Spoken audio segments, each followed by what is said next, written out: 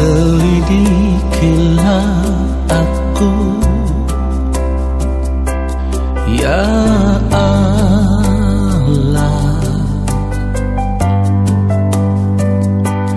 dan kenallah hatiku.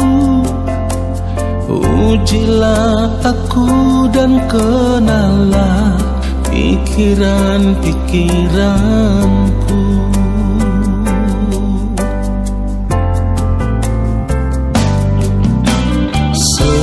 Selidikilah aku,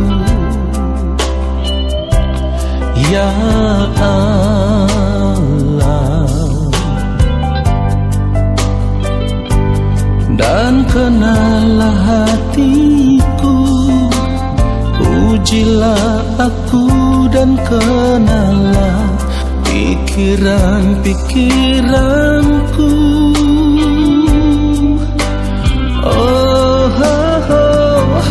Lihatlah apakah jalanku seru, dan tuntunlah aku di jalan yang kekal. Lihatlah apakah jalanku seru, dan tuntunlah aku di jalan yang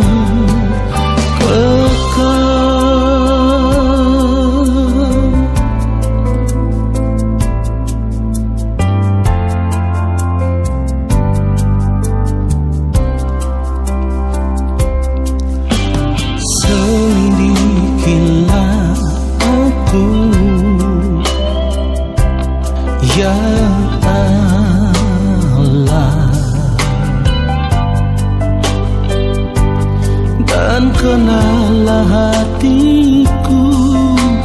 Ujilah aku dan kenallah pikiran-pikiranku.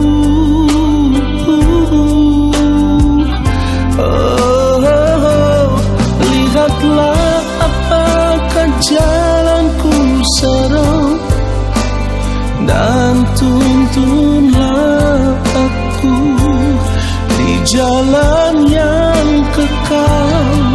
Lihatlah apakah jalanku seru, dan tuntunlah aku di jalan yang kekal.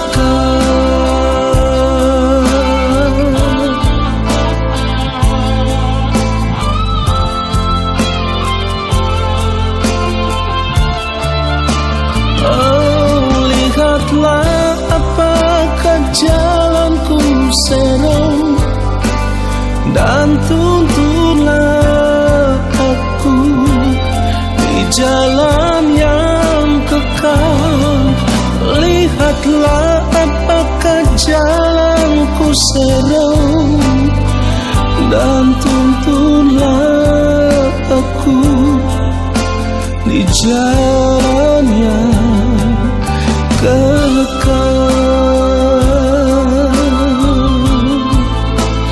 dan tuntunlah aku di jalan yang kekal.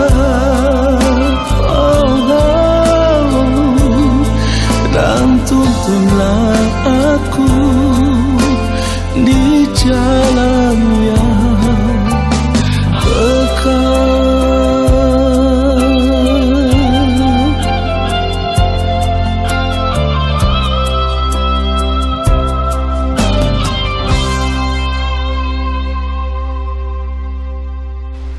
Mari kita siapkan hati kita.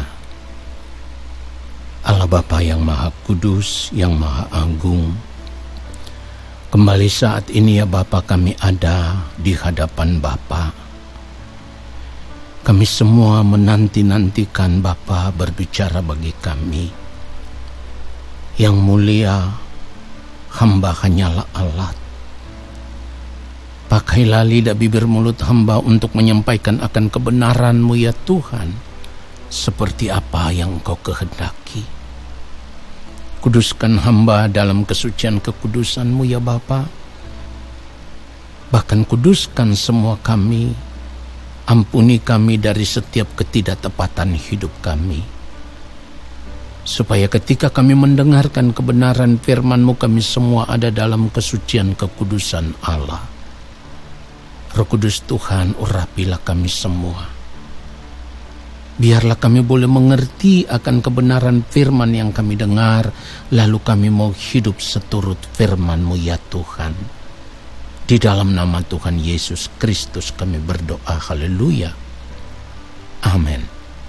Saudara yang dikasihi oleh Tuhan Yesus Kristus, jika kita harus jujur memeriksa seluruh keberadaan hidup kita, maka kita akan menemukan bahwa ternyata hal yang paling sulit di dalam kehidupan ini adalah bagaimana kita berjuang untuk melepaskan diri dari semua keterikatan dengan kesenangan-kesenangan hidup dunia yang selama ini sudah terlanjur melekat pada kehidupan kita atau sudah terlanjur mengikat diri kita, ya.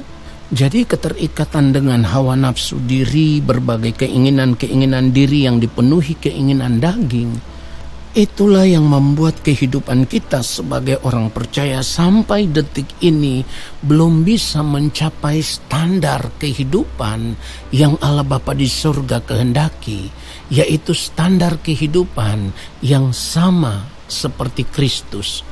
Nah saudaraku, sulitnya melepaskan kesenangan diri yang sudah terlanjur melekat dalam kehidupan kita selama ini membuat ada begitu banyak orang sampai-sampai tidak lagi menyadari bahwa mereka sesungguhnya lebih menghargai kesenangan diri daripada menghargai Tuhan.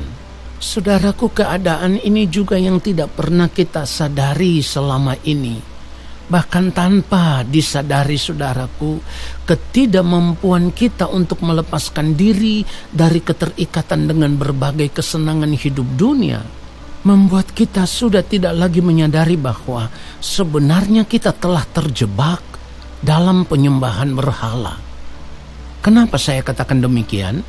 Karena bila kita membiarkan diri terikat dengan berbagai kesenangan hidup dunia ini atau kesenangan hidup apapun melebihi keterikatan hati kita dengan Tuhan, maka sesungguhnya kesenangan diri itu saudaraku telah menjadi berhala di dalam kehidupan kita sebagai orang percaya.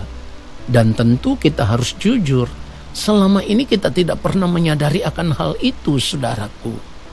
Saudara, orang yang terus tinggal terikat dengan kesenangan hidup dunia, kesenangan diri yang penuh dengan keinginan-keinginan daging, tidak akan mungkin bisa mengenal Tuhan secara benar, ya. Jadi kalau kita cuma terikat dengan kesenangan hidup ini, kesenangan diri yang penuh dengan berbagai keinginan daging, saudaraku, maka kita tidak akan mungkin bisa mengenal Tuhan secara benar. Saudaraku, inilah yang diungkapkan oleh Rasul Paulus di dalam kebenaran firman Tuhan. Dan itu merupakan sebuah gambaran bahwa apa yang menjadi kesenangan diri akan menjadi tidak berarti karena pengenalan dia akan Kristus Yesus. Kalau kita melihat Filipi pasal yang ketiga, ayat yang ke-7, ayat yang ke-8, firman Tuhan katakan, tetapi apa yang dahulu merupakan keuntungan bagiku, sekarang ku anggap rugi karena Kristus. Perhatikan itu. Ayat 8, malahan segala sesuatu ku anggap rugi karena pengenalan akan Kristus Yesus Tuhanku lebih mulia daripada semuanya.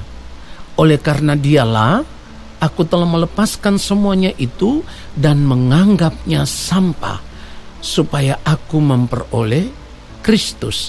Nah saudara yang dikasihi oleh Tuhan Yesus Kristus, kalau kita perhatikan kalimat pengenalan akan Kristus Yesus Tuhanku lebih mulia daripada semuanya, ini prinsip hidup. Ini prinsip hidup kekristenan yang sejati, ya. bahwa pengenalan akan Kristus Yesus itu lebih mulia daripada apapun. Saudara, prinsip hidup seperti ini harus dimiliki oleh kita sebagai orang percaya. Kalau orang percaya tidak berani untuk mengenakan prinsip hidup ini di dalam dirinya, ia tidak akan mungkin berkenan kepada Tuhan. Perhatikan itu, ya. Kalau kita tidak berani mengenakan prinsip hidup ini di dalam kehidupan kita sebagai orang percaya, kita tidak akan mungkin berkenan kepada Tuhan. Nah, saudara, orang percaya yang sungguh-sungguh percaya kepada Tuhan Yesus Kristus harus berani hidup berbeda dengan dunia ini. Sekali lagi, kita harus berani hidup berbeda dengan dunia ini. Artinya kita harus berani hidup tidak wajar, ya. Tidak wajar menurut dunia, tetapi wajar menurut Allah. Kita harus berbeda dengan dunia ini. Artinya sekalipun saudaraku hidup kita di pemandangan mata orang-orang dunia itu tidak wajar, tetapi di pemandangan mata Allah kita hidup menyukakan dan menyenangkan Allah. Ini kewajaran hidup sebagai orang percaya. Dan kehidupan seperti inilah yang dimiliki oleh Tuhan Yesus Kristus, di mana Tuhan Yesus berkata, makananku ialah melakukan kehendak Dia yang mengutus aku dan menyelesaikan pekerjaannya. Perhatikan itu, saudaraku. Jadi kalau kita hidup saat ini, kita harus benar-benar berjuang melepaskan diri dari segala keterikatan dengan apapun, karena kita tahu pengenalan akan Kristus Yesus Tuhan itu lebih mulia daripada segala-galanya. Barulah kita bisa berkata bahwa bagiku hidup adalah Kristus dan mati adalah keuntungan. Saudaraku, ini adalah prinsip hidup kekristenan yang sejati. Kekristenan yang benar itu seperti ini. Kalau tidak, maka kita tidak bisa memperoleh Kristus, ya. Paulus katakan, karena pengenalan akan Kristus Yesus Tuhanku lebih mulia daripada semuanya. Oleh karena Dialah aku telah melepaskan semuanya itu, perhatikan ini, perhatikan kalimat ini, dan menganggapnya sampah. Apa yang dianggapnya sampah, saudaraku? Semua kesenangan hidup dunia. Tujuannya apa? Paulus katakan supaya aku memperoleh Kristus. Nah, saudara yang dikasihi oleh Tuhan Yesus Kristus, hanya orang percaya yang berani hidup dengan cara hidup yang demikian. Artinya tidak mau lagi terikat dengan berbagai kesenangan hidup dunia. Ini adalah cara hidup menyukakan dan menyenangkan hati Bapa di sorga.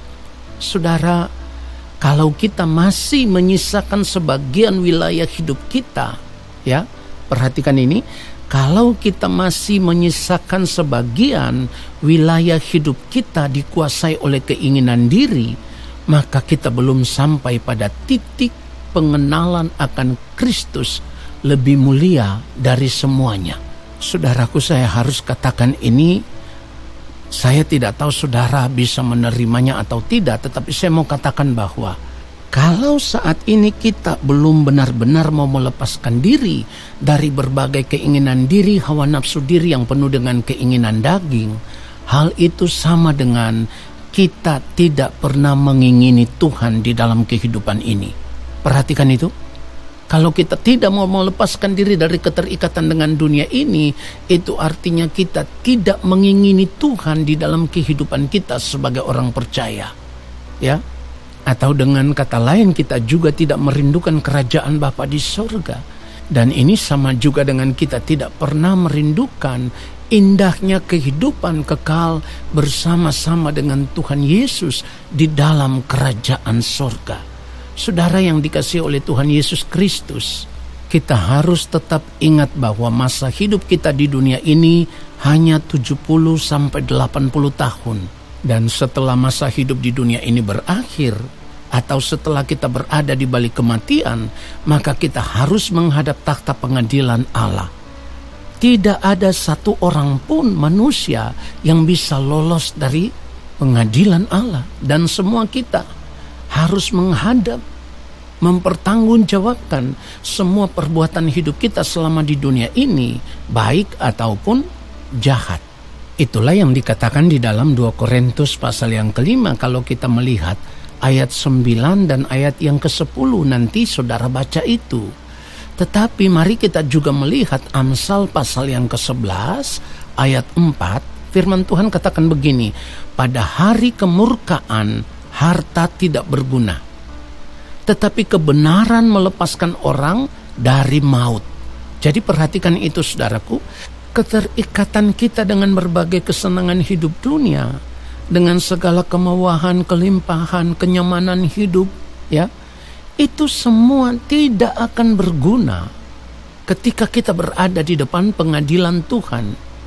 Firman Tuhan katakan pada hari kemurkaan harta tidak berguna, tetapi kebenaran melepaskan orang dari maut.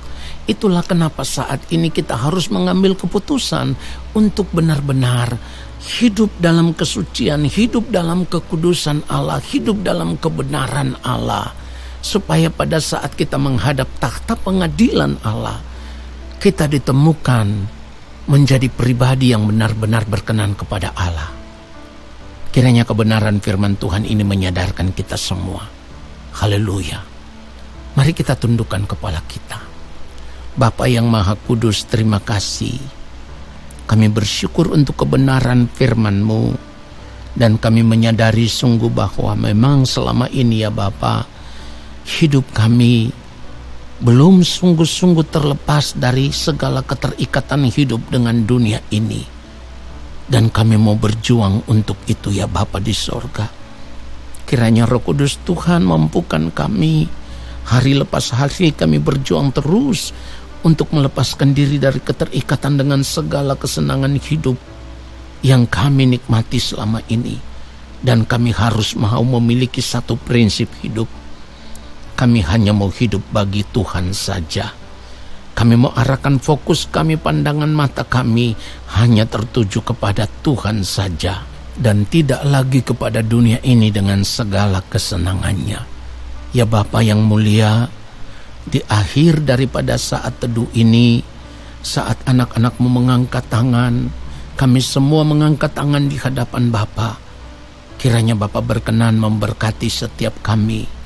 Bahkan Bapa melihat setiap pergumulan anak-anak-Mu di dalam berbagai pergumulan hidup yang mereka hadapi, yang bergumul untuk masalah kehidupan, masalah ekonomi, masalah rumah tangga di ambang kehancuran, masalah sakit penyakit yang sudah begitu lama digumuli oleh anak-anak-Mu ya Bapa di sorga, ataupun masalah pekerjaan untuk kehidupan mereka. Tuhan Yesus, kami mohon belas kasihan-Mu. Jawablah pergumulan anak-anak-Mu ya Allah Bapa di sorga. Tetapi biarlah itu semua terjadi karena kehendak Bapa dan bukan karena kehendak kami sebagai manusia. Dan saat ini kami berserah kepada Bapa. Kami mengangkat tangan di hadapan Bapa, dan kiranya Bapa berkenan menurunkan tangan dan memberkati setiap kami. Segala berkat kasih karunia daripada Allah Bapa di sorga, cinta kasih dari Tuhan Yesus Kristus yang berlimpah-limpah di dalam persekutuan dengan Roh Allah yang kudus, turun atas kehidupan kami, menyertai langkah kehidupan kami saat ini, kekal hingga Maranatha, Tuhan Yesus datang kembali menjemput kami.